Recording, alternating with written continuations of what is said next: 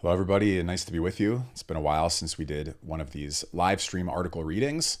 I was out of commission for a little while, but we are back today with Francis Fukuyama as Teacher of Evil. This was published in Modern Age, and you can see the URL up there, modernagejournal.com. So modernagejournal.com, Francis Fukuyama as Teacher of Evil. Let's have a look at this. Some of you may know Francis Fukuyama, author of several books, most famously The End of History and The Last Man, a thesis about the victory of liberal democracy after the Cold War and what that portends for humanity. And that's what we're going to be reading about here. This just came out March 26, 2024, so about a week ago. The author is Peter Augustine Lawler. The end of history is the end of humanity, as Walker Percy and Peter Augustine Lawler foresaw. Let's see what that is all about.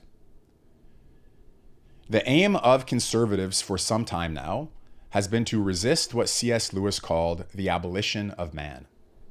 One effort at that abolition was communist ideology. Another is the therapeutic pragmatism of Richard Rorty and others. But the most dangerous threat today comes from the science of biology.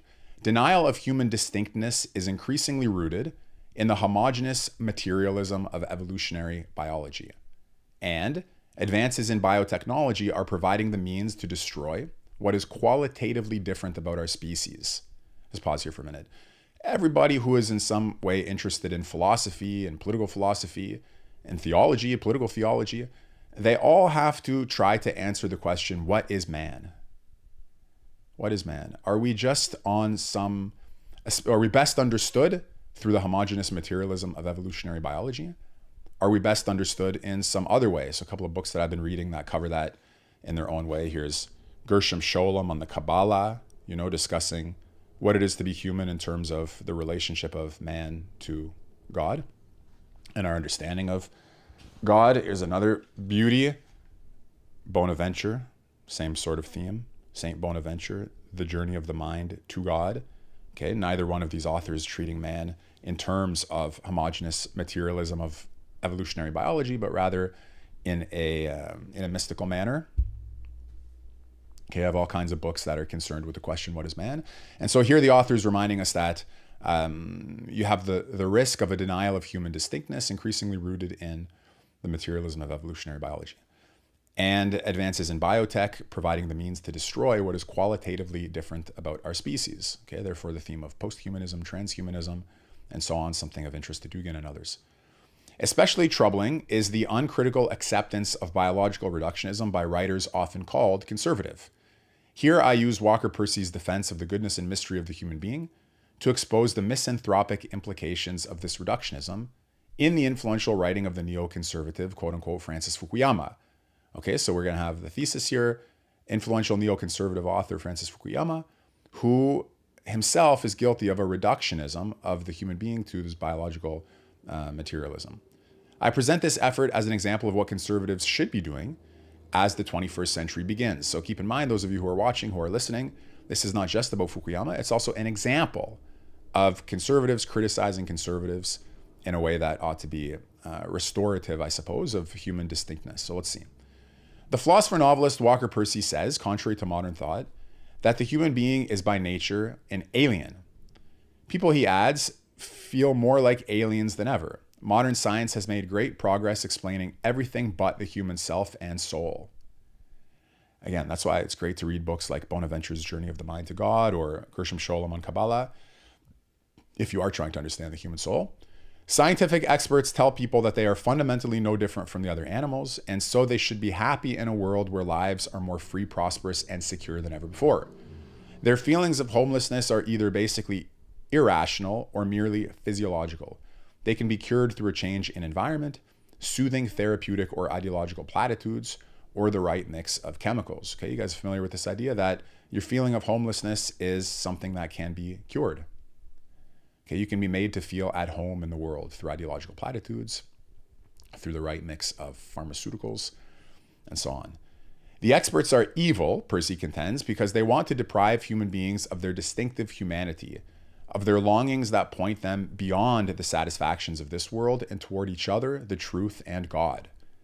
Their efforts may never completely succeed, but allegedly wise experts, from communist tyrants to therapeutic psychotherapists, have destroyed or needlessly diminished a huge number of human beings.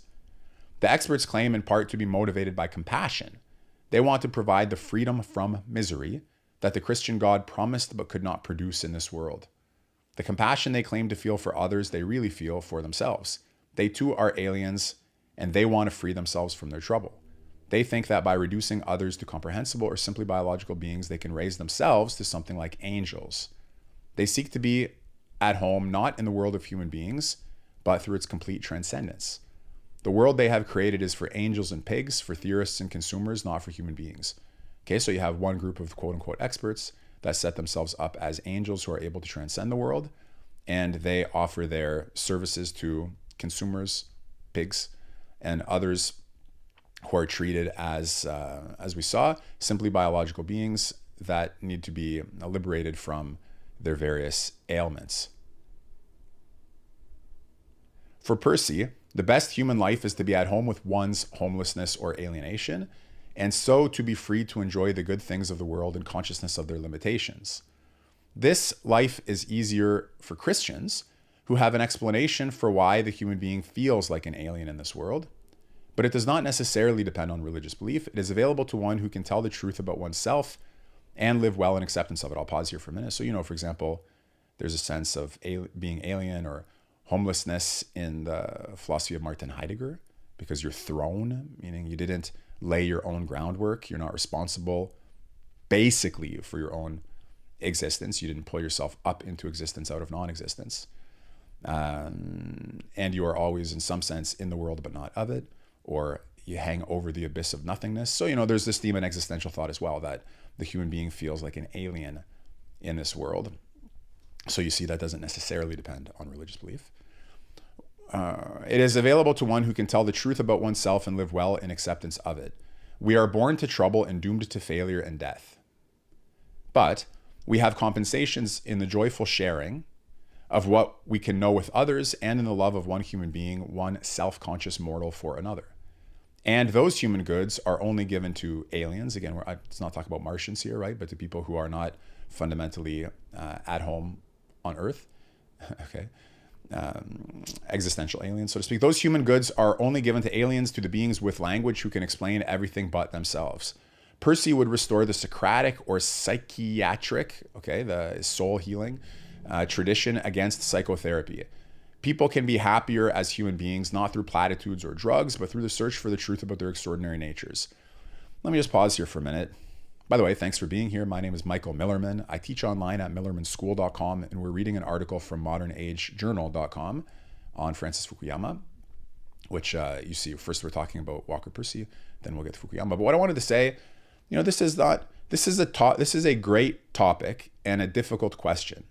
So let me just read you this last two sentences again. Percy would restore the Socratic or psychiatric tradition against psychotherapy. Psychiatric meaning here like the genuine study of the soul, the psyche, the Greek analysis of ourselves through dialogue. Okay, you see that in Plato, you see it in Aristotle. For example, I was just reading a nice book by Franz Brentano, 19th century precursor to Husserl, writing about Aristotle's psychology, Aristotle's doctrine of the soul, and in particular the place of the active intellect in Aristotle's psychology. Very fascinating and deeply edifying and insightful commentaries. But look, people can be happier as human beings not through platitudes or drugs, but through the search for truth about their extraordinary natures. That's true, and yet, as I've been mentioning to people, more and more, I personally have become interested in the question, maybe just as a function of aging, I don't know, but in the question of the relationship of truth and the search for truth on one hand, and our sense of ourselves and all of that on one hand, to temperament, and temperament to biology. So the link between biology, temperament, and psychology, biology, temperament, and spirituality. Somehow in a way that you don't reduce it to the biology, but you also can't, how could you put it, ignore the biological underpinning. So I had been reading, you'll allow me a little aside here. I've been reading about the Big Five personality test, which you may know, Big Five personality test. Openness, conscientiousness, extroversion, neuroticism, and agreeableness. Okay, that's the Big Five personality test. And I had been reading that there are some psychiatric drugs, okay, I won't name names, but some SSRIs, that in large studies moved people on the spectrum of extroversion. So in other words, made them more extroverted and made them less neurotic. And you might think that introversion, extroversion, neuroticism, and so on are part of your personality. It's interesting, in short, this interplay between biology, temperament, personality, psychology, spirituality, and all the rest of it. But okay, let me go back to the article here again. We have Percy representing here a fight against the biological reductionism and a support of the older Socratic, or let's say older philosophic tradition. From Percy's perspective, a leading American teacher of evil over the last decade has been Francis Fukuyama. Fukuyama's writing is more insidious than that of the largely discredited socialists and reductionist scientists. He claims to be a defender of human liberty and dignity, as well as of the superiority of American liberal democracy to other political orders. Many of his policy recommendations and philosophical preferences seem conservative, and he seems to flourish in neoconservative circles. Okay, I'll pause again. Those of you who don't know about Fukuyama, well, you'll see in a minute, his best-selling famous book, The End of History and the Last Man. But those of you in particular who follow this channel, you should know that he was a student of, he was in Straussian circles, okay? And that his book on The End of History and the Last Man is partially indebted to Kojeve's book on Hegel, which I'm looking for. I usually have it here by my side.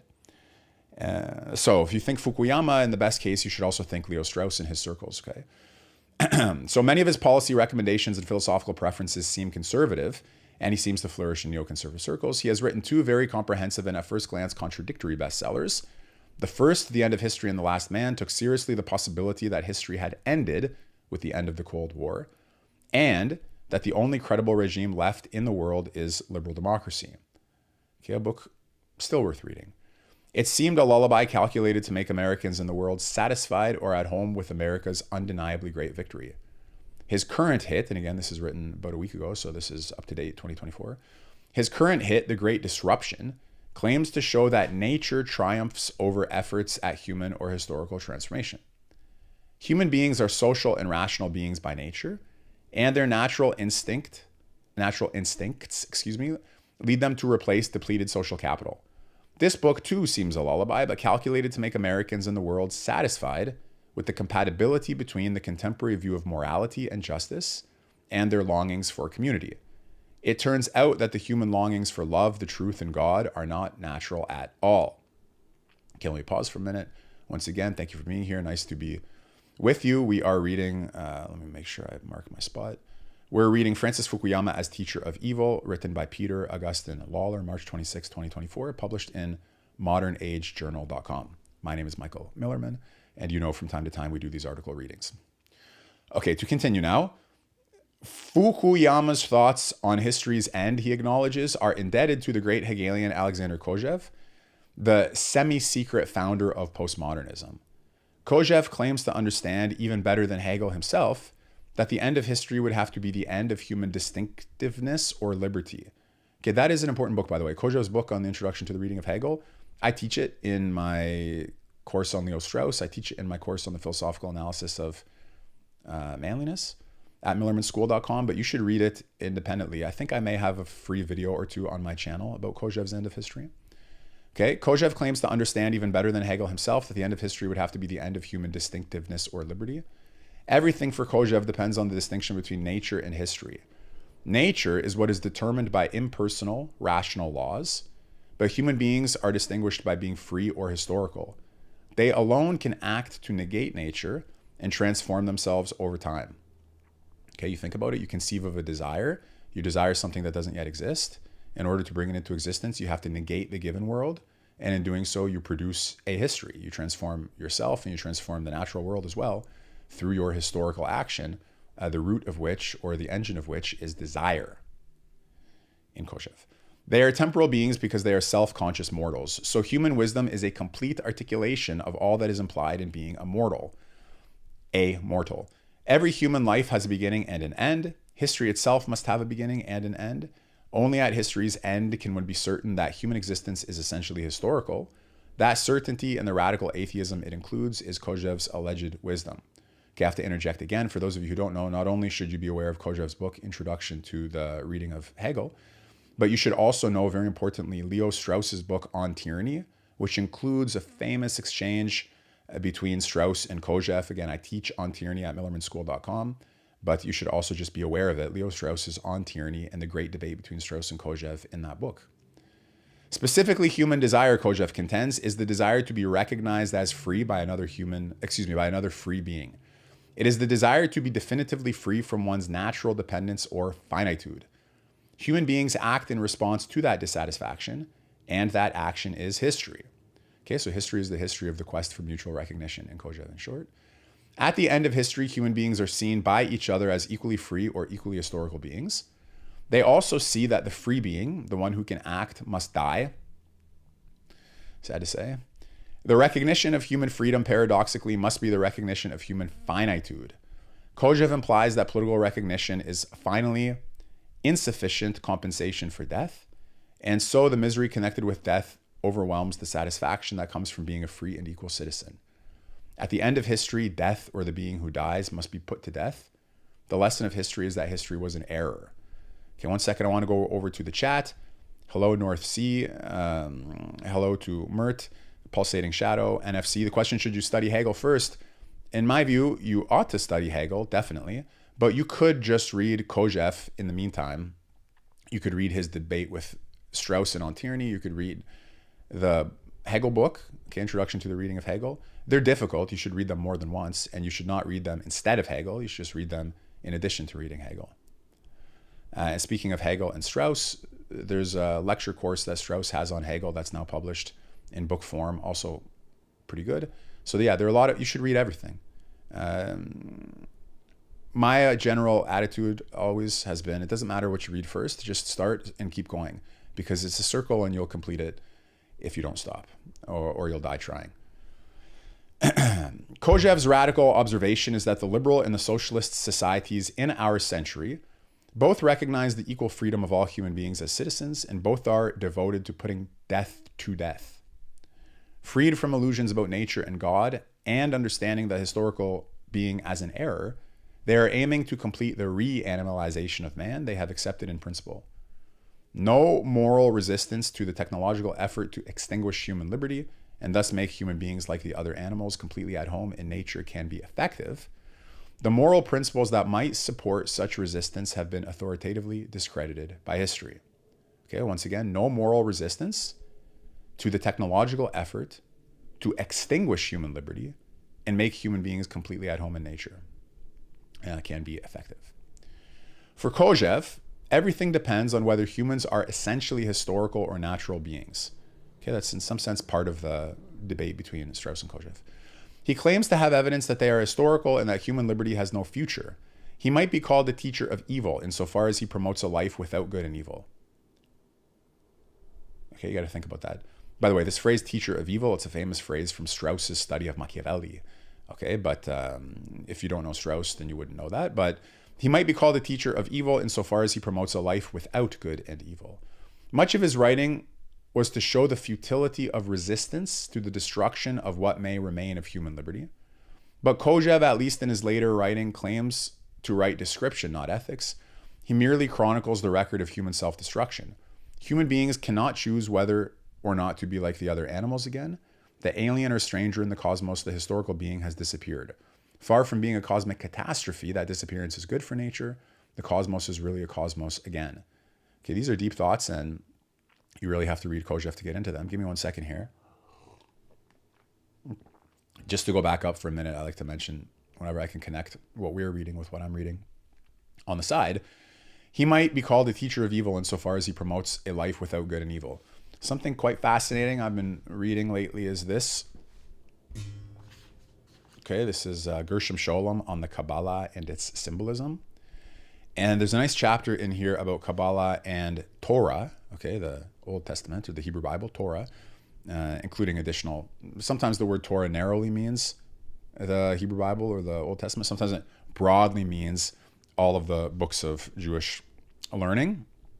Okay, and sometimes that even has a mystical interpretation, like what was the Torah before the creation of the earth, and so on. So there are nice discussions in that chapter on the meaning of the Torah about Jewish mystics who believed that there once was a day and there would again be a day when we no longer need guidance concerning good and evil. Where you have a law of grace, infinite stream of divine love with no restrictions or negations. And they related sort of two Torahs, the Torah that belongs to the tree of the knowledge of good and evil and the Torah that belongs to the tree of life. Now, the reason I mention this is this idea of a life without good and evil. So in this article, if you promote a life without good of evil, if you promote a life without good and evil, you may be called a teacher of evil. That's what this author is doing about Kojeve. Okay, Kojeve discussing man at the end of history, but we can call him a teacher of evil because he's overcome the moral distinction. And I'm giving you, by contrast, in Jewish mysticism, a view where the overcoming of the need for moral guidance, moral instruction, and moral restriction, and all of that is actually not a sign of evil, but a sign of a new era, a new age, or a new epoch, that kind of thing. Anyways, it's a good topic. I thought I'd say something about it. Okay, where were we here? Down to this paragraph. Instead of presenting the choice between nature and history plainly, Fukuyama makes the incoherent claim that at the end of history, the reigning form of government is completely satisfying to human nature. You guys know Fukuyama? You could say in the chat here, have you ever read The End of History and the Last Man? Are you familiar with the basic thesis of The End of History and the Last Man? Do you have some sense of it? Maybe through other authors. Maybe you heard it, Fukuyama versus Huntington in a political science 101 class or something like that. But here, Fukuyama makes the claim that at the end of history, the reigning form of government is completely satisfying to human nature. That's only half true, because the second half of the book, called The End of History and the Last Man, shows you why the government at the end of history may not be satisfying to human nature. Okay, I know I'm interspersing this article with my comments, but what can I tell you? He, Fukuyama, employs the Socratic tripartite account of the soul to show that liberal democracy satisfies human desire, human spiritedness, and human reason. Okay, guys, this is from Plato, Plato's Republic, okay? The tripartite account of the soul. Spiritedness, reason, okay? This is thumos. Human spiritedness is thumos, okay? You have to read Plato's Republic. This is a great article that we're going over here, but you have to understand how many things it wants you to understand in the background, okay? Plato, Socrates, we saw Strauss implicitly with the teacher of evil phrase, okay? Kojeve, Fukuyama. So make sure you read all those books. That's why I teach them at millermanschool.com. You can read them on your own too. Human beings may now be satisfied or completely unalienated as human beings. Okay, they can become completely at home. Religion, according to Fukuyama, withers away under liberalism. There's no need for otherworldly longing if this world is lacking in nothing, right? If you're fully satisfied in this world, then you don't need to long for another world. It's only if you're not fully satisfied in this world that you may long for either revolutionary change or for something otherworldly. He, Fukuyama, pays lip service to the Nietzschean fear that the world at history's end might be filled with contemptible last men. Okay, that's what he does at the end of his book. But he does not really think that contemporary Americans are subhuman beings. With his confusing mixture of human nature and history, Fukuyama is far more pernicious than the openly misanthropic Kojeve. The death of God, Kojeve rightly says, must be the death of man. But for Fukuyama, human beings can continue to be human at history's end without God. He gives human beings no reason to resist the idea of history's end. Okay, you can see whether you agree with that having read the book, or take it at face value if you haven't read the book. Okay, once again, for Fukuyama, human beings can continue to be human at history's end without God. So can man be man without God? For Kojeve, man can't be man without historical action, because historical action is what makes man man. Okay, so that's why the end of history is the end of man in Kojeve. But for Fukuyama, you continue to be human. In Kojeve, you don't. In Kojeve, at the end of history, man is no longer man. He basically becomes animal again. He's no longer, properly speaking, human. Okay, but for Fukuyama, man continues to be man at history's end without God. He gives human beings no reason to resist the idea of history's end. The Great Disruption, Fukuyama's new book, and here I haven't read it, so we're going to take the author's claims at face value. Fukuyama's new book seems at first glance to choose human nature over history. He opens with the famous quote from Horace about the foolishness of human efforts to throw out nature with a pitchfork. Very important and beautiful thought. Nature always comes running back, triumphing over history and technology, and not the other way around. Fukuyama now seems to perceive that he was confused when he considered seriously the possibility that history might end, and he makes no such claim, at least explicitly in this book. Okay, you see the contrast? So that book, End of History, put the emphasis on history. Great Disruption puts the emphasis on nature. You can chase it out the door with a pitchfork, nevertheless it returns. Okay, guys, thank you for being here. I hope you're enjoying this. We're reading modernagejournal.com, article on Francis Fukuyama as a teacher of evil. My name is Michael Millerman. I teach online, millermanschool.com, okay, private tutoring courses and all kinds of things like that. Subscribe if you want to be in on all of these live stream article readings that we do from time to time. Sorry, I've been away for a few weeks. I wasn't feeling well. Fukuyama perceives that the distinction between nature and history of Hegel, Marx, and Kojeve really came from Rousseau.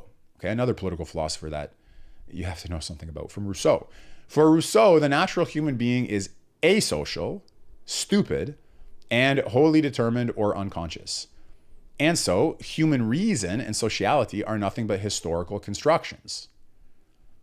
Okay, in other words, man is not by nature rational. Man acquires reason in history, as it were, almost by accident.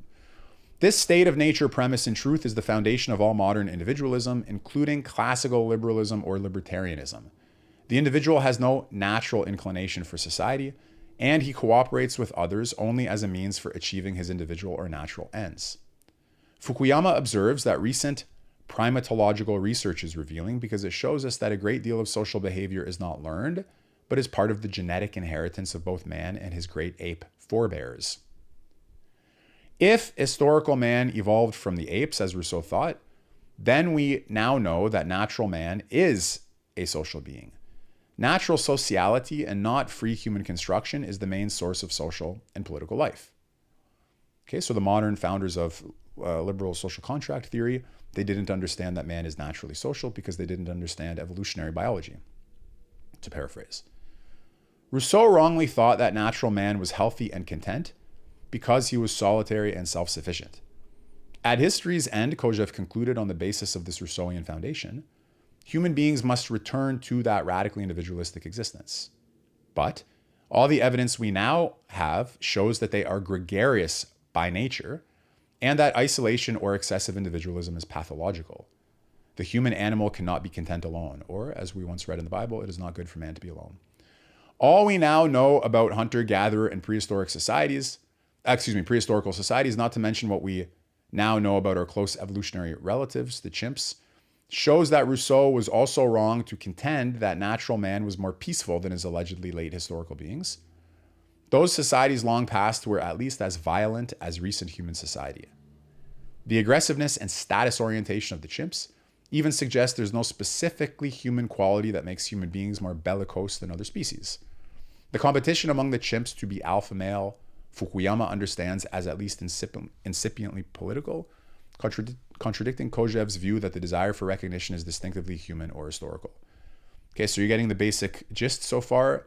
The contrast, again, between the historical thesis of the end of history and the biological thesis here, which, remember the opening paragraph, if you were around for it, we are now undermining the claim of human distinctiveness. Okay, we're undermining that claim. There's no specifically human quality that makes human beings more bellicose. Okay, and we best understand ourselves in terms of our close evolutionary relatives. Fukuyama, Fukuyama, sees the breakdown in social life in recent decades to be pathological but temporary. The disruption caused by the technological movement from an industrial to an information-based economy, and especially by the invention of the birth control pill, is now in the process of being repaired by human reform, rooted in the persistence of social human nature. Human beings desire social stability and communal belonging, so they naturally or spontaneously create social rules. The libertarian spontaneous order literature, according to Fukuyama, correctly argues that human beings will produce order if left to their own devices, and that order will be small-scale or decentralized. Fukuyama endorses most recent conservative reforms in opposition to policies in the 1960s that combined permissive individualism with big centralized government. Yet he opposes, most of all, conservative critics of capitalism or liberalism. Social capital, he asserts, is not a rare cultural treasure passed down across the generations, something that, if lost, can never again be regained. Because it is rooted in nature, it is not something with a fixed supply that is now being remorselessly depleted by us modern secular people.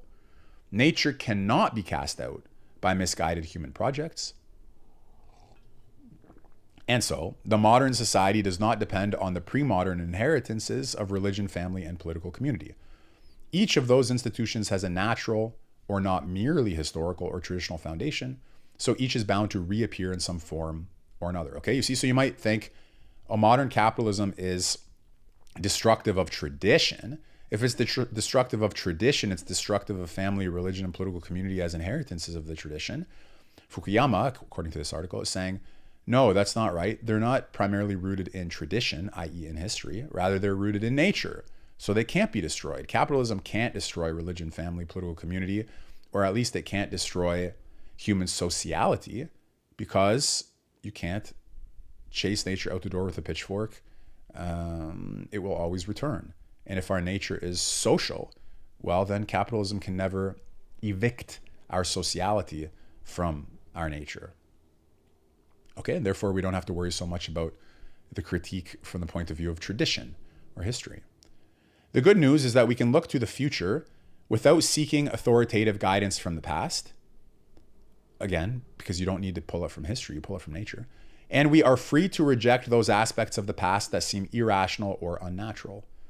Rationalism does not lead naturally to individualism or unconstrained permissiveness, because the rational being by nature is also a social one. Reason, properly understood, is a tool for a human being to fulfill his natural and largely social longings. Fukuyama agrees with Burke that reason is insufficient to create the moral constraints needed to hold societies together.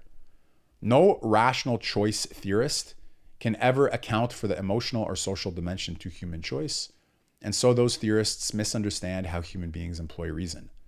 Fukuyama rejects the relativistic element to Burkean conservatism, which comes from a lack of confidence in natural sociality. His confidence, meaning Fukuyama's, comes from the life sciences, and so he finds the foundation of human stability in the fact of natural evolution. Okay, we're back here in the realm that connects biology to temperament to social order and so on. Human beings are born with pre-existing cognitive structures that lead them naturally into society, Fukuyama writes. But these hardwired structures did not always exist. The coming into existence of all human characteristics can be explained by the requirements of the species' adaptation to its environment. Contrary to individualistic philosophers such as Hobbes and Locke, Fukuyama says that evolution can be explained more in terms of species than individual preservation, although both are important motivations of behavior. So humans are partly social and partly self-interested beings, and sociological and economic explanations of human behavior are both partly correct, but not for the reasons the social scientists give. Fukuyama notices that the size of the human brain has tripled during the time that the human line of evolution separated from that of the chimpanzees. And he admits, by the way, I'll just throw it out here to those of you who are watching and who are listening. What do you think about this appeal to evolutionary biology? I think you see it more and more, don't you, these days in political commentary? Figures like Gad Saad, who I believe is quite popular, has developed a following. His Parasitic Mind book is #1 bestseller on Amazon in several categories, I think. And there are other figures who put the emphasis on the evolutionary biological dimension of human society and human psychology. Has that been overdone? You know, is it casting a new light on important truths, or is it simultaneously putting important parts of the human soul and human nature and human essence into the shadows, which I guess is what the author thinks if we think back to his opening paragraph. Let's see. So Fukuyama admits that the evolutionary explanations for the rapid, unprecedented growth of the human brain are only speculative, but he seems certain that some such story must be true. He knows that the development of the neocortex gave human beings seemingly unique qualities like complex language, consciousness, religion, and culture, but they too exist as means for evolutionary or essentially physiological ends. He refuses to join Kojeve in considering the possibility that the capacities for language and consciousness are inexplicable cosmic accidents that must be accounted for historically, not naturally. nor does the possibility of an inexplicable discontinuity within nature itself open him to the possibility of the truth of biblical revelation. For Percy, the refusal to consider that possibility is the characteristic dogma of life scientists. Okay, let's make sure that we got that. So the possibility of an inexplicable discontinuity within nature does not open Fukuyama to the possibility of the truth of biblical revelation. So in short, Fukuyama, in his appeal to the life scientists, is closed to the possibility of the truth of biblical revelation. Okay, that's the meaning of this otherwise maybe difficult to understand sentence. Fukuyama dismisses as unrealistic the libertarian dream in which coercive hierarchical political life will completely wither away to be replaced by wholly spontaneous and efficient social cooperation. Human beings will remain to some extent political or status-seeking beings, like the chimps, and I guess that's because of their inherited evolutionary biology. Like the chimps, by nature, they just like organizing themselves into hierarchies. And history has shown that political coercion or formal legal authority and war have been required to extend the scope of human cooperation and social order. It overcame the selfish, irrational desire of social animals to perform as members of their own small groups. It is naive, for example, to believe that American slavery would have evolved out of existence because it is inefficient. Human beings have gone much further than the other animals in organizing their whole species hierarchically. They've moved from families to tribes to political communities. They have done so in part because they naturally desire to rule and receive recognition, and their brains allow them to use reason much more efficiently to satisfy this desire than the chimps. Fukuyama surely, if perhaps accidentally, calls attention to a tension in human desire. Our social natures point in the direction of the communal belonging and selfishness of small, tightly knit groups, but our political natures point to large and finally universal or universalistic states. The mixture of reason and the natural desire for recognition might be understood to disrupt the natural bonding with families and friends, but that apparently fundamental natural tension is not one of Fukuyama's themes. He does not present the great disruption of our time in terms of contradictory tendencies in human nature, even if he does admit that the progress of capitalism simultaneously improves and injures moral behavior.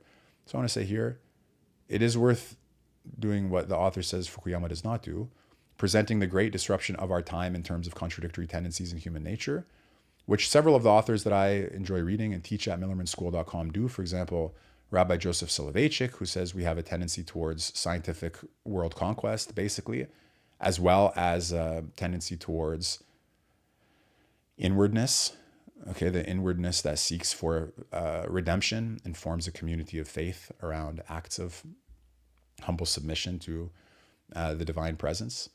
There's also contradictory tendencies, for example, in the philosophy of Aristotle, you know, that you have love of one's own and love of truth, two things that two tendencies or two sorts of love that may be in contradiction with one another in ways that are hugely relevant politically. Anyway, let's go on here. Let's do the quick recap. Okay, so I'm reading modernagejournal.com, Francis Fukuyama as Teacher of Evil. My name is Michael Millerman, millermanschool.com. Okay, like and subscribe if you enjoy these article readings. Near the end of his book, Fukuyama actually acknowledges, although not consistently and surely contrary to Horace, remember Horace is the one who says you can chase nature out the door with a pitchfork, nevertheless it returns, that human moral progress is not rooted in nature at all. Okay, so we've been discussing about how everything's rooted in nature, but now we have human moral progress not rooted in nature. What's that all about? Human beings conceived of the idea of moral universalism based on the recognition of the capacity of each human being for moral choice. Life scientists, of course, do not explain human thought or behavior that way. Fukuyama's mode of expression suddenly and unexpectedly becomes Kantian or Hegelian. Human beings have the freedom to negate nature on behalf of rational idealism. They alone among the animals can establish their autonomy or freedom from nature. That's quite a shift in perspective, isn't it? Human beings have rights, Fukuyama strongly suggests, because they are free beings, not because they are natural ones. The principle of universal recognition links together the Declaration of Independence, Kant, Hegel, the Universal Declaration of Rights, and the rights enumerated in the laws of virtually all contemporary liberal democracies today. The elites in liberal democracies today do not understand rights to be rooted in nature, and all human experience except that of the modern West is that social beings do not understand themselves as beings with rights. Fukuyama does make a rather lame effort in one place to reduce moral universalism to a rational tool for self-preservation. He announces that the Enlightenment discovered that all traditional sources of community were irrational because they led to social conflict internally and war with other communities externally. Moral universalism leads to a peaceful domestic and international order. Fukuyama adds the astounding assertion that the great moral conflicts of our time have arisen over the tendency of human communities to define themselves narrowly on the basis of religion, ethnicity, or some other arbitrary characteristic, and to fight it out with other differently defined communities. That might explain National Socialism to some limited extent, although surely not the Holocaust or the conflicts in Northern Ireland and in the former Yugoslavia. But it does not account at all for the Cold War, which was a competition between two forms of universalism. Nor does it account for the perhaps 100 million people killed on behalf of communist ideology in this century.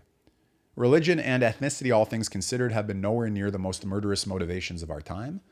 On the moral evolution from war to peace, on the basis of self-preservation or fear of the consequences of high-tech war, Fukuyama shares the naivety of Kant and his disciple Woodrow Wilson, but they had the excuse of not having the benefit of post-World War I experience. Fukuyama becomes even more confusing when he observes that moral universalism actually originated with religion and was only later secularized or politicized. He does not explain why or even if human beings are religious by nature. Okay, I was reading just the other day Mircea Eliade, I think that's how you pronounce his name, Mircea Eliade, History of Religion. It's called History of Religious Thought, History and Evolution of Religious Thought, something like that. And, Mircea Eliade has some opening statements about human beings being religious by nature. Okay, but Fukuyama does not explain why or even if human beings are religious by nature. Following the lead of the life sciences, he does not think that consciousness or any other human quality is the source of longings which point beyond the natural human world. Okay, so once again, you do have the view in Mircea Eliade, for example, that consciousness is a source of longing which points beyond the natural world. He also seems to accept Kojeve's Hegelian or historical view of religion.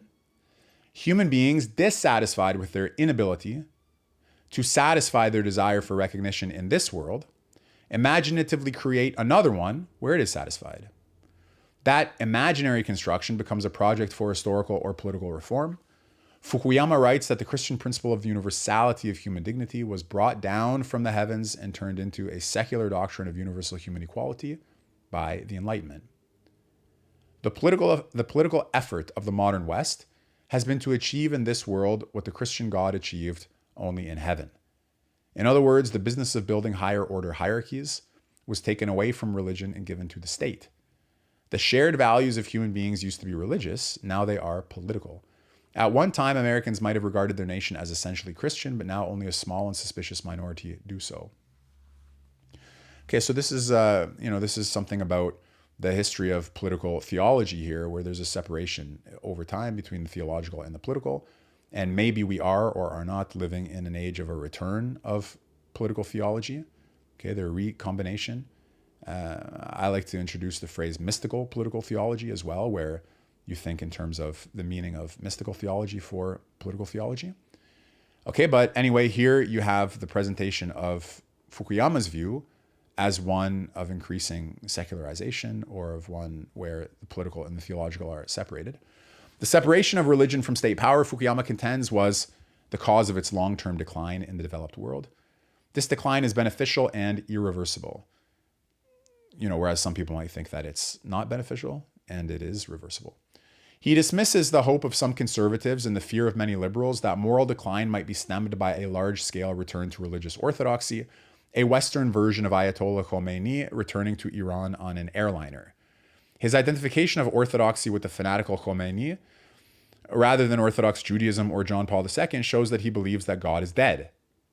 He has been killed by history. Sophisticated people now associate Orthodox belief with unreasonable moral and political repression, which apparently is evidence that there's no natural foundation for such hierarchical belief. Fukuyama emphatically does not praise the countercultural role small Orthodox communities have played in filling the moral vacuum caused by the temporary depletion of social capital. By the way, there are people like that. They point to Orthodox communities that have high social cohesion and high birth rate and preservation of moral principles in the face of technological onslaught. And why has Fukuyama not praised that countercultural role? Because we are not so bereft of innate moral resources that we need to wait for a messiah to save us. What do you think about that? The closest Fukuyama comes to praise of religious orthodoxy is his presentation of Farrakhan's Islamic nationalist Million Man March and the conservative Christian Promise Keepers as evidence that something was amiss in the expectations society had of men and that men had of themselves. But he soon dismisses those groups as highly suspect to liberal democratic and morally universalistic Americans. The subordination of women discredits the Promise Keepers, whereas it is anti-Semitism for the Nation of Islam. Treating the two groups as immoral equivalents shows how promiscuous Fukuyama's disdain for orthodoxy and religious hierarchy is. The return to orthodoxy or the sanctity of marriage cannot be the way to restore paternal or parental responsibility. That would seem to be especially bad news for fatherhood, and Fukuyama quietly accepts and affirms that troubling conclusion. Guys, I wonder what you think about this whole theme of the return to orthodoxy, the return of political theology.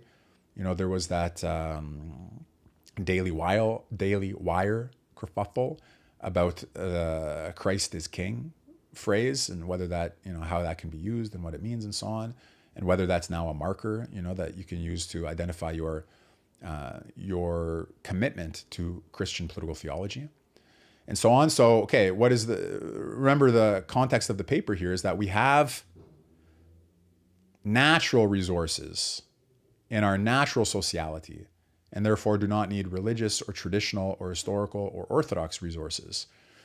Again, not having read the book, I'm going with the author's presentation of it here, okay? Fukuyama notices that the family is coming back in reaction against the social disruption caused by its near collapse. Is that true? Everything I see says that the birth rates are not going up, except in Orthodox communities of various sorts. But the end of disruption will be no mere restoration. People will not return to the old, largely religious norms concerning sex, reproduction, and family life. The new technological and economic conditions have made strict Victorian values obsolete. After all, no one is about to propose making birth control illegal or reversing the movement of women into the workplace.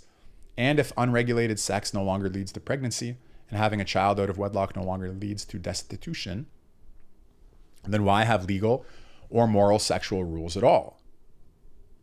So the stability of nuclear families is likely never to recover, and kinship as a source of social connectedness will probably continue to decline. Parents, mindful of their children's long-term life chances, will continue to have fewer of them. Okay, so again, in these passages, we see a limitation here in man's natural resourcefulness because the situation has changed, technological and economic conditions have changed, and therefore there appears to be nothing inherently natural about these previous moral, sexual, and familial guidelines, expectations, or principles. Okay, so you're still going to have social connectedness, but it's not going to be as bound to kinship as it once was. For instance, Fukuyama seems to welcome a world full of promiscuous, prosperous, but never lonely single mothers. Technology, contrary to the general thrust of Fukuyama's pitchfork argument, has changed the nature of women by dissociating sex from reproduction, and so also the more culturally created role of the man as father. I'll interject here for a minute. So again, it's like you can chase nature out the door with a pitchfork. Nevertheless, it returns, but when it returns, it's not the same as it was when it left. Like nature comes back, but the situation has changed. It now has a memory of having been expelled, and you now saw that your pitchfork was effective enough to chase it out in the first place. So it's not the same nature that comes back. You can never step in the same river twice, and you can never have the same nature twice. It gets changed through history and technology. The life scientists regard the relationship between mother and child as strongly natural, but that of father and child as only very weakly so. Men are so naturally promiscuous that women have to trick them into being faithful husbands and fathers. Now, it is no longer worth the trouble. Fathers are free to live naturally or promiscuously without guilt, legal responsibility, or social stigma. No, that's not true. Fukuyama criticizes the therapeutic platitude that children grow up just as well in a single parent than in a two-parent family, but he also makes it clear that we better hope that the therapists are not all that wrong. The new family and the new society will be nothing like that traditionally supported by hierarchical religion. But religion has not quite withered away. Fukuyama notices a return to primitive, decentralized, and merely instrumental religion. Although no religion has ever understood itself as merely instrumental, people now do so. It has become merely a convenient and rational support for our desires for social belonging and social rules. This new religion is not some civil theology because the thoroughly secularized moral universalism of the political realm is quite able to stand alone. It is merely social theology, generated by the various forms of spontaneous order. We are tempted to say that today's benign religion assists in repairing the damage done to social life by orthodox religion. But from a merely natural perspective, how orthodox religion came to oppose spontaneous decentralized order with moral universalism remains a mystery. People today are more enlightened because they are conscious that religion should serve their natural inclinations. Free from hierarchical orthodox fanaticism, they feel more at home as natural beings. But religion could not have achieved the goal of moral universalism had it been viewed as merely instrumental. Our knowledge of ourselves as merely natural social beings must have been a product of historical development, and it has brought the morality altering and historically transformative role of religion to an end. In a loose way, Fukuyama is in greater agreement with Kojeve in The Great Disruption than he was in The End of History. He points to the conclusion that history has come to an end, and the result is that humans are merely natural beings again. Fukuyama also seems to agree with the American professor of philosophy Richard Rorty, who says that Americans have come to prefer comfort to truth because they now know they are not by nature inclined to know the truth. People, Fukuyama explains, will repeat the ancient prayers and reenact age-old rituals, not because they were handed down by God, but because they want their children to have proper values and want to enjoy the comfort of ritual and the sense of shared experience it brings. Skipping over the question of whether proper values can really include unregulated sex, we must wonder whether the comfort and sharing can be enjoyed by human beings without any concern for God and truth.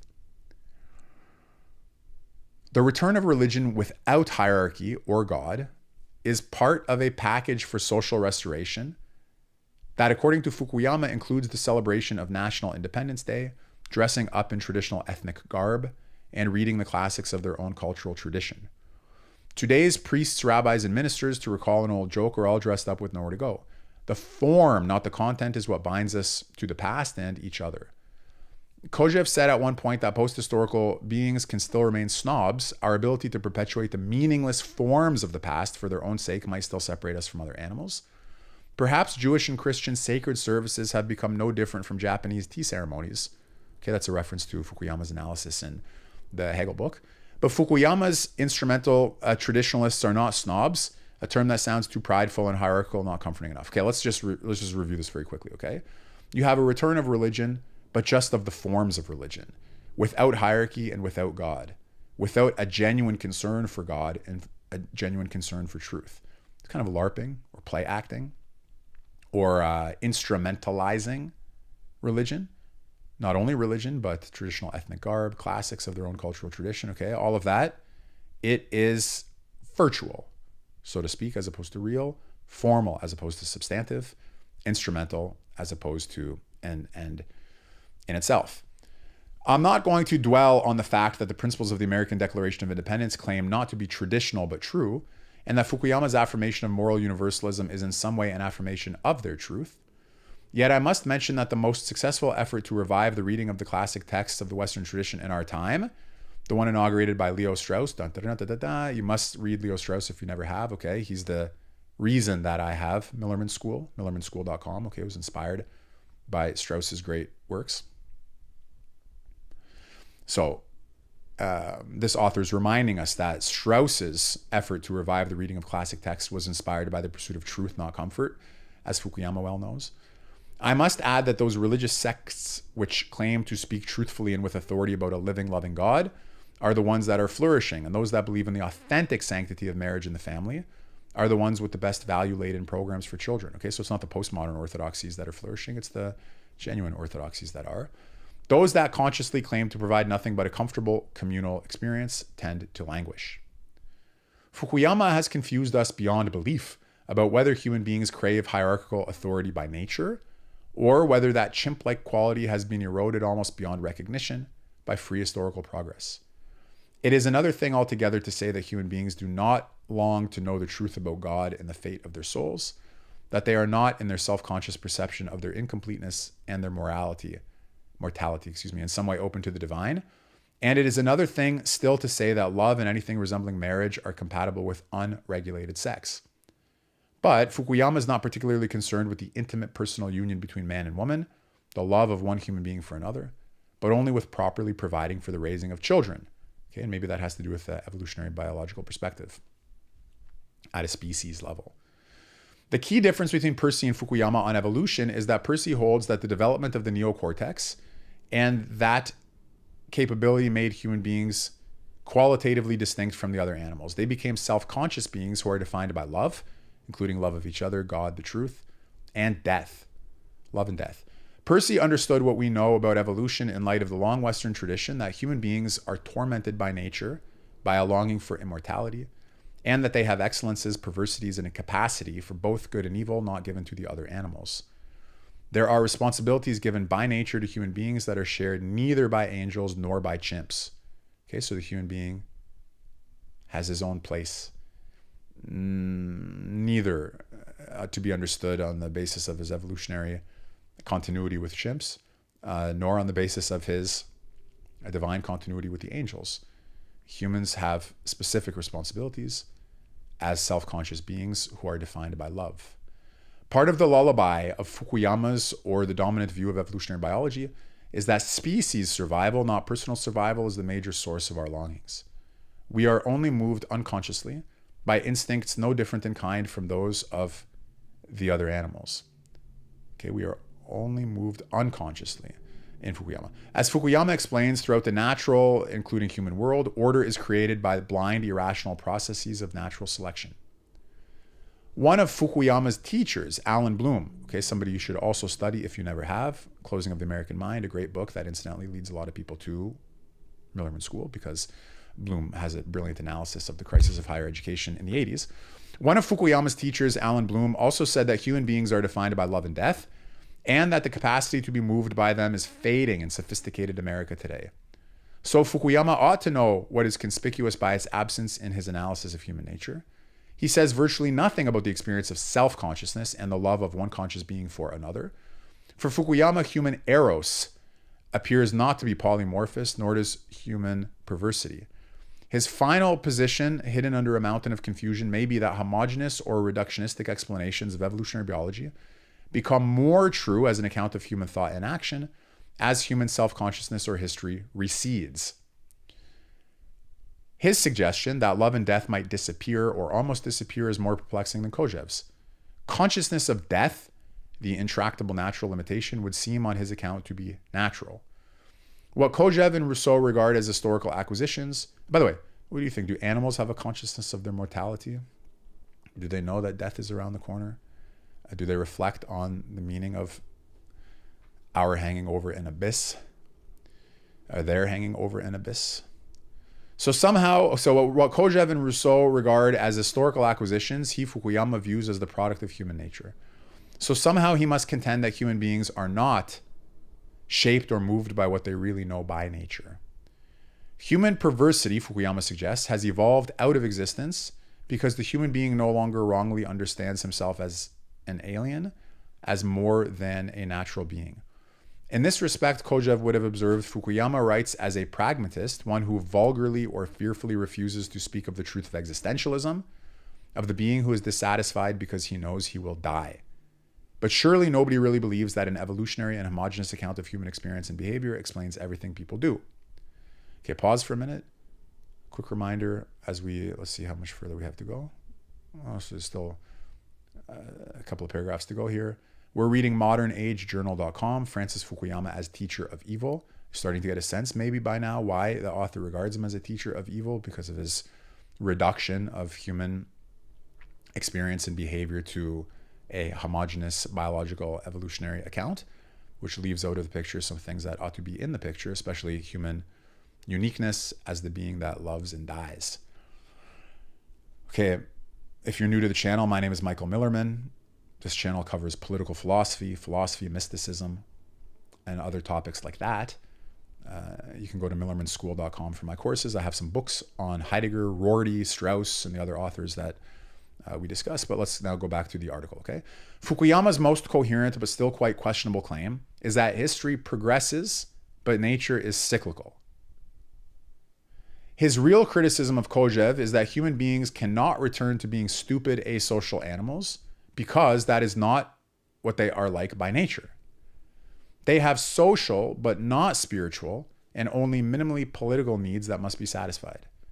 So political life, the family, and religion can be reconstituted in ways compatible with our historical achievement of moral universalism. On this point, Fukuyama is also more realistic than his fellow pragmatist Rorty. Rorty writes as if all human experience is the product of description and redescription. Everything human is a linguistic creation. People are not limited or directed by nature at all. Rorty writes as if religion, the family, and perhaps even the state could just be talked out of existence, and he views all social life as merely an instrument for the enjoyment of private fantasies. Rorty also says that human beings are coming to define themselves in Darwinian fashion as clever animals and nothing more. They've decided to surrender their cruelty-producing illusions concerning theology and metaphysics. On this point, Rorty seems more realistic or honest than Fukuyama. They both define man as merely a clever social animal, but Fukuyama does not present that definition, as Rorty does, as morally inspired propaganda. The social beings of the Great Restoration will have no point of view by which to resist or be alienated from social and political life. They will long for community and social stability and not have any moral or religious principles by which to criticize their community. Such a principled point of view, which according to this article, Fukuyama's analysis excludes, such a principled point of view coming from the natural openness of human beings to a morally relevant order of being, allowed the dissidents Solzhenitsyn and Havel to resist communist tyranny, but perhaps the need for such resistance has become obsolete. Hierarchical narrowness and conflict, Fukuyama believes, has little future. Evil, either having no natural foundation or having been overcome by history or both, has disappeared from the world. No, he cannot have written that. Human nature is basically good, and there's every reason to believe that it will perpetuate itself.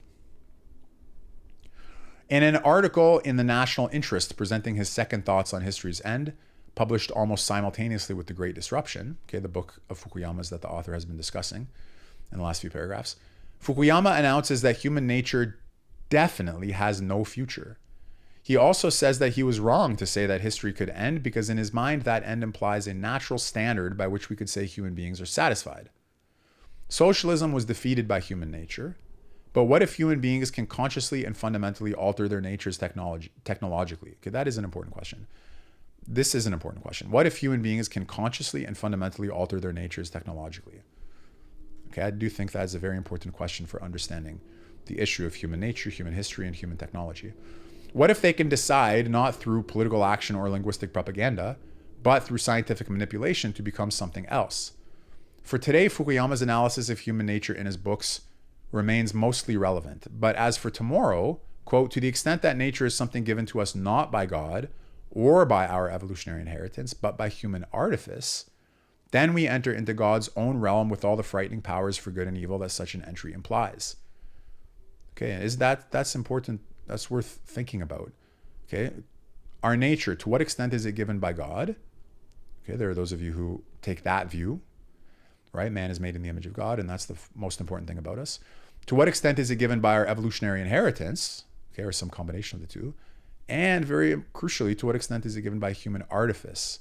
And therefore, to what extent can we expel human nature ourselves with a pitchfork? And once again, it won't be able to return in exactly the same way that it left us. With Neuralink and all the rest of it proceeding apace, these questions are all the more relevant. In The Great Disruption, Fukuyama reduced human beings to clever social animals, but in Second Thoughts, he says they're on the way to becoming gods. Gods in the sense that we have the ability to technologically manipulate our own nature. The 21st century, he predicts, will be the century of biology. His Great Disruption appears to be the definitive biological or sociobiological treatise of that century's beginning. Okay, that's nice. Nice recommendation, endorsement of that book. There he celebrates nature's victory over human manipulation. Now, and this is an amazing contradiction, he says that we are on the verge of a biology-based conquest of nature that makes all previous human efforts look like nothing. First of all, biologists are about to bring the genetics of aging under human control. And soon human beings will live for hundreds of years with no certain limit on life expectancy.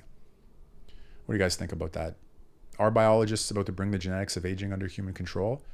I think I've seen several clips circulating recently on my Twitter timeline of techno-futurist optimistic statements along these lines. You know, that aging is optional. And soon human beings will live for hundreds of years with no certain limit on life expectancy. More importantly, biotechnology will soon be able to alter the functioning of human beings in ways that affect not only the individual treated, but all subsequent descendants of that individual. So, you could biologically, technologically affect here the whole lineage. What the communists and Nazis failed to do politically, the scientists may soon accomplish technologically. They will create a new type of human being, one not at all determined by natural inclinations beyond human control. Okay, does that terrify you or does that excite you? Or do you think it's impossible or possible but undesirable? What's your take on this view here that scientists will create a new type of human being, not at all determined by natural inclinations beyond human control? The first efforts at genetic manipulation will be to eliminate disease and obvious psychological disorders, and it will be difficult to quarrel with the results, right? Because it'll be like, you've removed the kinds of diseases that people are happy to have removed. But soon the efforts will extend to the eradication of dwarfism and then mere shortness. Okay, so everybody will be 6'8" like me. And then scientists will address human personality characteristics deemed undesirable. Okay, I think I'm on the chopping block for that one, too introverted and too neurotic. So scientists will address human personality characteristics deemed undesirable, if not exactly unhealthy. Men are more violent and aggressive than women, and their genes, as much as their environment, point them in the direction of prison. So why not eliminate the distinctively male qualities? Okay, just go take that aggression gene and, tweak it. Fukuyama himself had gone a long way in the great disruption toward the conclusion that they have become superfluous.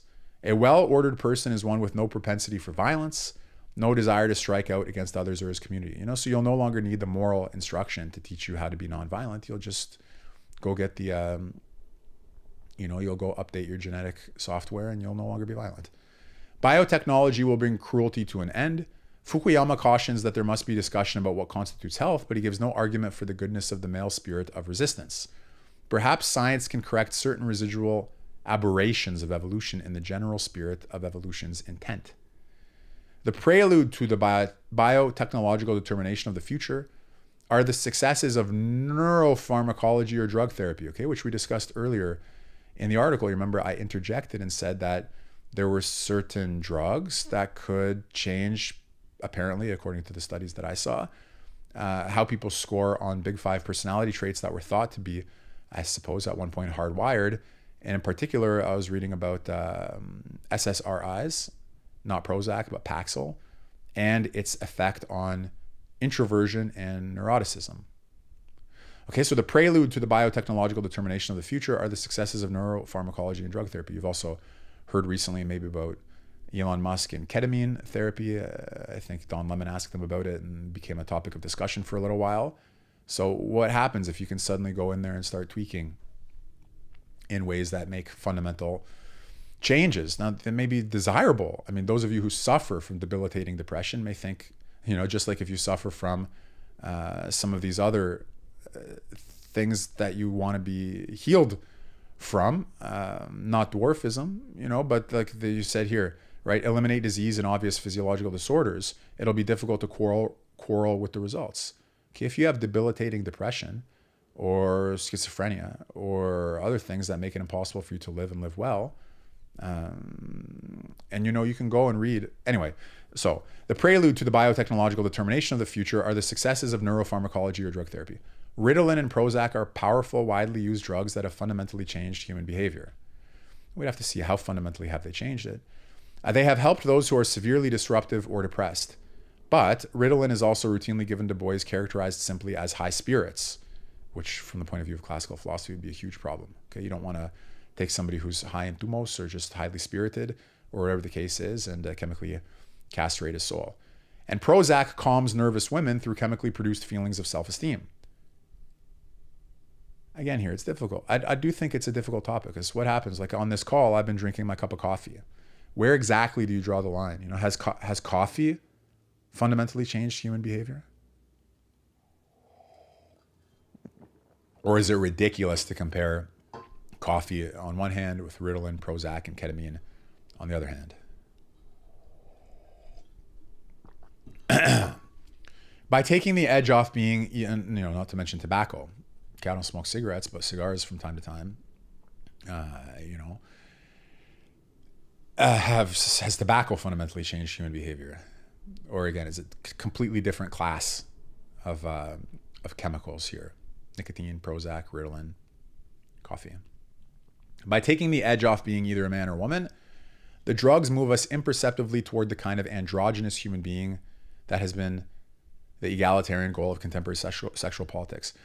This is super fascinating and extremely difficult question because you can understand the idea that you would have biotechnological interventions on human nature designed to produce your ideal outcome of what people should be like in order for society to be good and just. That's comprehensible, right? If you thought violence was altogether bad, and if you could identify the biological precursors of violent behavior like aggression, you know what I'm saying? Then it's completely coherent to think that let's just get in there and rewire the hardware. That's why, as I mentioned at the outset of this article, the question, what is man, is so important. Is there something essential to our humanity that is at risk of being destroyed through biotechnological intervention? Or are these things that we regard as essential to our humanity really just historical acquisitions? And as such, maybe they, you could take them or leave them, given the ability to get in there and change things up.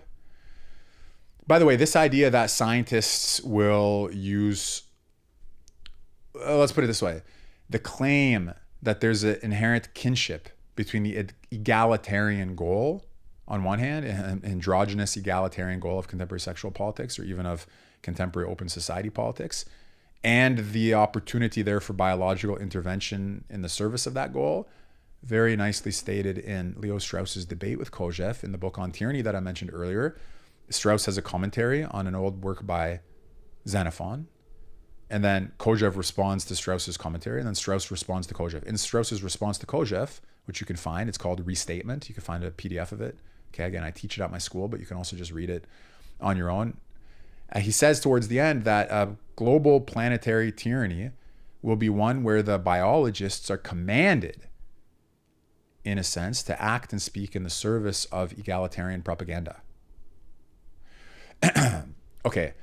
In this view, by taking the edge off being either a man or woman, the drugs will move us imperceptibly toward the kinds of androgynous human being that has been the egalitarian goal of contemporary sexual politics. Everyone will become the same, well ordered according to our egalitarian ideal. By the way, as you reject the egalitarian ideal, you can imagine situations where the biotechnological intervention is now in the service of hierarchy. Like, for example, did not Peter Thiel and another consortium of investors recently fund the Enhanced Olympics?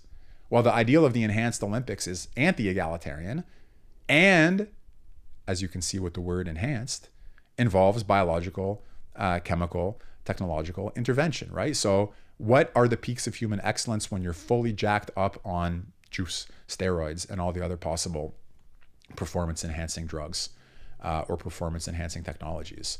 So, biotechnology can be in the service of an egalitarian ideal, but biotechnology can also be in the service of an anti-egalitarian ideal.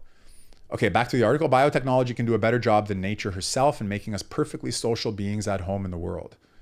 Boy, again, that is just, again, this for some of you, this is going to strike you as immediately insane. You're going to make people more social by reducing their tendencies towards asociality through biotechnological intervention. But you have to weigh, we got to give the account, got to give both sides and all sides of this account the best statement that we can give them. Where do you draw the line between medical technologies that are legitimate and illegitimate? If you saw that, I don't know, paraplegic patient who used Neuralink to play chess, you might be worried that Neuralink will eventually be used to do something else, but are you really going to deprive a paraplegic of the opportunity to exercise his intellectual dignity in some interface manner that makes him feel more fully human? Or even, let's say, cough medication. Is cough medication a biotechnology? Should we, where, I would love to know, where do you draw the line on all these things? You have to draw it somewhere, don't you? And it can either be principled or arbitrary. So where do you do it? The distinction between male and female has always been alienating and confusing. What is wrong with doing away with it? Okay, so this is not the author's view. This is the author stating Fukuyama's view, right? Fukuyama wonders what the careers of tormented geniuses like Blaise Pascal or Nietzsche himself would have looked like if they had been born to American parents and had Ritalin and Prozac available to them at an early age. Again, another thought that more and more, maybe just as a function of the fact that I'm getting older or something, I don't know, think more and more about this. The tormented genius, okay? Let's have Blaise Pascal and Nietzsche stand in as figures of tormented genius. Whose right is it to decide whether or not their genius should come at the expense of their torment? Is it for us to say that it would have been better for them not to have written in a state of madness if you could have just dealt with the madness? And again, I'm saying we're taking these guys just stand-in figures, okay? You don't have to argue with me specifically about Nietzsche or specifically about Pascal. Yeah. I don't think it's straight. I don't think these are easy questions at all. Okay, they would have been untormented. True, their torment was intertwined with their ability to know much about the truth of being a human being and to be haunted and deepened spiritually by God's hiddenness or death. But according to evolutionary biology, human beings are not fitted by nature to know the truth. Now that I think, out of all of the things here that you have to, out of all of the statements about the evolutionary biological study of humanity, I think it's this one that's most troubling. Where is it here? According to evolutionary biology, human beings are not fitted by nature to know the truth. I think we have to consider that human beings are fitted by nature to know the truth. But the only way that you could assess that is by balancing your study of a human so that it's not just through the lens of evolutionary biology, but also through the history of philosophy, whether that's phenomenology or whether it's existentialism, whether it's Plato and Aristotle, whether it's the books I showed you earlier.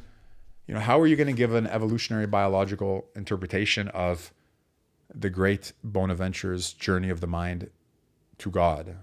It's not easy to do, okay? Or how are you going to completely dismiss the concern that human beings have with truth when you read Gershom Scholem on the Kabbalah and its symbolism? When you take mysticism and philosophy into account, which you must do. Fukuyama's suggestion in The Great Disruption is that the world is better off without such men who prefer truth to the comfort of social belonging. No, that can't be. I refuse to believe that Fukuyama, an intelligent man, suggests that the world is better off without men who prefer truth to belonging. I don't believe that. I mean, I've given this author credit because I'm enjoying his article, but I find that abhorrent and impossible. Fukuyama's suggestion in The Great Disruption is that the world is better off without such men who prefer truth to the comfort of social belonging, who had with special intensity the disquieting experience of being aliens. Okay, that's also the experience of being human, by the way. He observes that the alleviation of depression by psychoanalysis or telling the truth to oneself about oneself with the help of another has been replaced by psychotherapy or the chemical management of symptoms. The latter, of course, works much better. Okay, I was reading, I keep interrupting, but guys, that's how we do these article readings, okay? I read them, and when there's something interesting to say about them, we talk about them.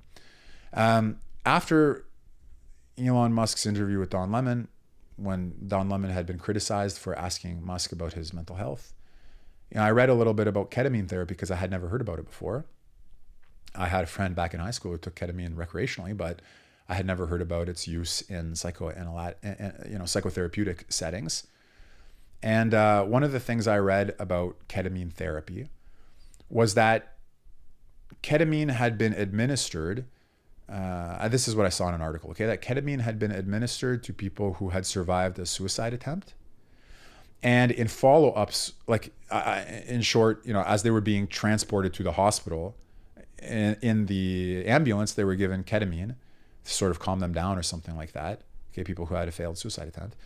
And then the article said, in follow-ups with these patients who had been admitted to the hospital and who had been given ketamine on the way there, 9 months later, they reported that they hadn't even had a suicidal thought in 9 months, in short, since being given the treatment. So it was like the discovery that there can be a chemical management of the symptom of suicidal depression. It's, as I say, not easy. It's not an easy question. He observes that the alleviation, to repeat, of depression by psychoanalysis or telling the truth to oneself about oneself with the help of another has been replaced by psychotherapy or the chemical management of symptoms. The latter, of course, works much better. Fukuyama has little hope that human beings will be able to resist biotechnology on behalf of God, nature, or just manliness or womanliness. There are two global revolutions going on in information technology and in biotechnology. According to Fukuyama, the information revolution has had leveling, libertarian, and beneficial effects.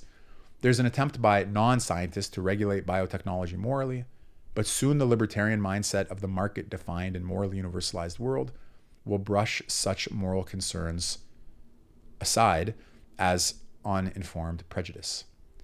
He, Fukuyama, cannot but help conclude that within the next couple of generations, we will have the knowledge and technologies that will allow us to accomplish what the social engineers of the past failed to do. At that point, we will have definitively finished human history because we will have abolished human beings as such. And then a new post-human history will begin. Okay, this thesis right here is the one that Alexander Dugin is most obviously against. Okay, that the new technologies lead to a post-human future because they definitively abolish human beings. And if you think that that's a sin against God, then you have to see this project as one that is ultimately satanic. But post-human history is qualitatively different from human history. And so Fukuyama, in spite of himself, finally explains how human history will end. Human beings will drug out of existence everything that makes them miserable: love, death, anxiety, spiritedness, depression. They will live for hundreds of years, but they will not care all that much about the lengthening lifespan. Death will mean little or nothing to them. So basically, it sounds like they become angels. Well, okay. Angels don't have spiritedness, depression, anxiety, love, or death. Angels are not miserable. Angels live for eternity, let's say. Death means nothing to them. But then again, man is higher than the angels. They will live for hundreds of years, but they will not care all that much about the lengthening lifespan. Death will mean little or nothing to them. It goes without saying that science cannot actually eradicate the fact of death, but perhaps it can keep death from distorting or defining what otherwise would be healthy human life. Human beings will become fundamentally no different, except perhaps less spirited or aggressive, and so less gregarious than other gregarious animals. Contrary to his liberal intention, Fukuyama is a teacher of evil because the people he describes in The Great Disruption have no motivation, no reason to resist the impending evil he describes in Second Thoughts, an evil potentially far worse than the Holocaust or the Gulag, right? So Holocaust and Gulag kill millions of human beings, but the biotechnological revolution that we face kills the possibility of being human as such. It's the end not of millions of humans, but of the end of humanity, period. Those who prefer comfort to truth and are rationally or skeptically distrustful of all hierarchies will swallow pills and submit to operations for their obvious social and survival values. Fukuyama is a teacher of evil because he has not really asked the question Percy does in the Thanatos Syndrome, a novel just a bit ahead of its time about a scientific project with political support to use chemicals to suppress human consciousness. Why is the surrender of self-consciousness bad for human beings? Why does it diminish them? Why does it enslave them to experts, self-proclaimed gods who exempt themselves from the treatment they impose on others? Why does the effort to eliminate all human disorder and suffering in the name of health lead to projects for the extermination of large numbers of human beings? Why is it better to be a dislocated or alienated human being than a contemplated chimp? And yet, why in the end are the attempts to alter nature and to replace God doomed to failure? Well, that's the end of that article. A damn good one, wouldn't you say so? Gave us much to think about, much to discuss. So let's do a quick review. That was Peter Augustine Lawler, 1951 to 2017, professor of political science at Berry College, Georgia. Something I'd like those of you who are watching this now or later to know. It's very important, I think, if you don't already recognize, is to see what is political science? What does it mean beyond mathematical study of voting patterns and like very abstract sort of formulaic, put you to sleep analysis? I want you to understand that the question of political science is the question that this paper has been discussing. The human soul, its relationship to God, its relationship to evolutionary biology, okay, whether biological intervention of human nature is going to get us where we want to go or it's going to push us into the deepest pits of hell. These are questions of political science properly understood, especially if you deal with the tradition of Leo Strauss and Alan Bloom and these other great authors. They're the ones who elevate political science to the footsteps of theology and mysticism. And, it's an all-encompassing reflection on questions like this. Why is it better to be a dislocated or alienated human being than a contented chimp? Okay, why do efforts to eliminate human disorder often lead to extermination of large numbers of human beings? If you like these sorts of questions, I invite you to take a broader understanding of political science, one that includes these sorts of authors, okay? That's why I try to talk about them so often on this channel. Fukuyama, Alan Bloom, Leo Strauss, Kojeve, Rousseau, Hegel, Locke, Plato, okay? And put mysticism back on the table. That's another thing that I'm often telling you guys and my students at millermanschool.com. It's important. So this has been Francis Fukuyama as teacher of evil, Peter Augustine Lawler. Okay, you see published 2024, but he died 2017. So it must be a reprint or something like that. We get that right? Did it look like he died 2017? Yeah, 1951 to 2017. Peter Augustine Lawler. You got to see whether he's got some books, because that was a very nice, well-written and well thought out article. It was published in Modern Age. I want to say something very quickly about Modern Age, okay? Not a journal that I know much about, modernagejournal.com, except that they recently had a website redesign, and their website was redesigned by the same people who redesigned my website, which I'd like to share with you very quickly.